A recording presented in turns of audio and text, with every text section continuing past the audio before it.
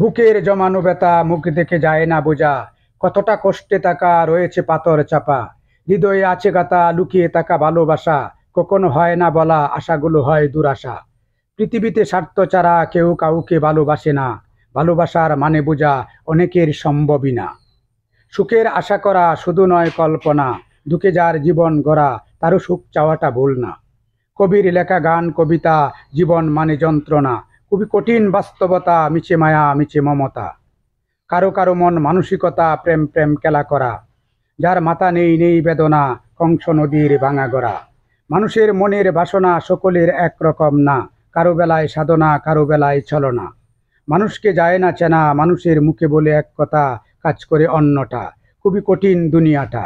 মানুষের যতটা অভিজ্ঞতা ততটা দরকার মানবতা, তবে বাস্তবে উল্টোটা, বেশিরভাগই হিংস্রতা।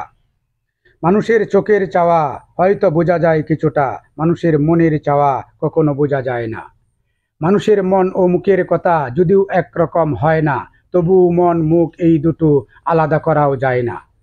মানুষের নিষ্ঠুরতা কেড়ে নেয় মানবতা, ভেঙে দেয় নীরবতা, শুরু হয় জীবন যন্ত্রণা। বেশি ভালোবাসা ভালো না, তবে ভালোবাসা ছাড়া মানুষ বাঁচে না। ভালোবাসার যতটা যন্ত্রণা তার চেয়েও বেশি সান্ত্বনা। কেউ কেউ প্রেম ভালোবাসা মোটেই বিশ্বাস করে না, বিশ্বাস না করার কারণ যেটা, কেউ কাউকে ছাড় দেয় না। মান অভিমান থাকে না, মানুষের যার যেটা পাওনা, কম বেশি না করা, সমান সমান দেওয়া। কেউ কারো মন বোঝে না, কেউ কারো কথা শুনে না।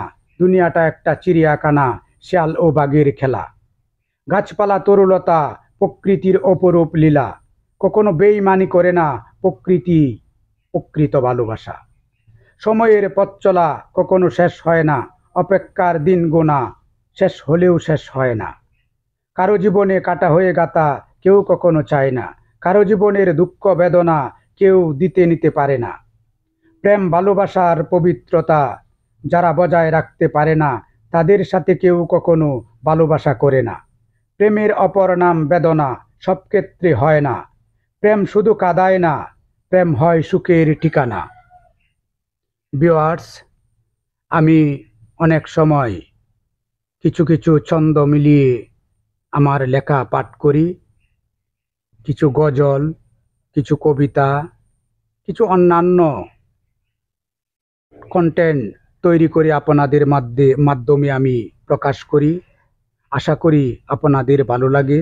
আর যদি আপনাদের ভালো লাগে তাহলে লাইক কমেন্ট করে আমার এই ভিডিওগুলি আপনারা দেখবেন। আমার জন্য আপনারা দোয়া করবেন, আমি যেন আরো ভালো কন্টেন্ট তৈরি করে আপনাদেরকে উপহার দিতে পারি। আর আমিও আপনাদের জন্য দোয়া করি, আপনারা ভালো থাকুন, সুস্থ থাকুন। ধন্যবাদ।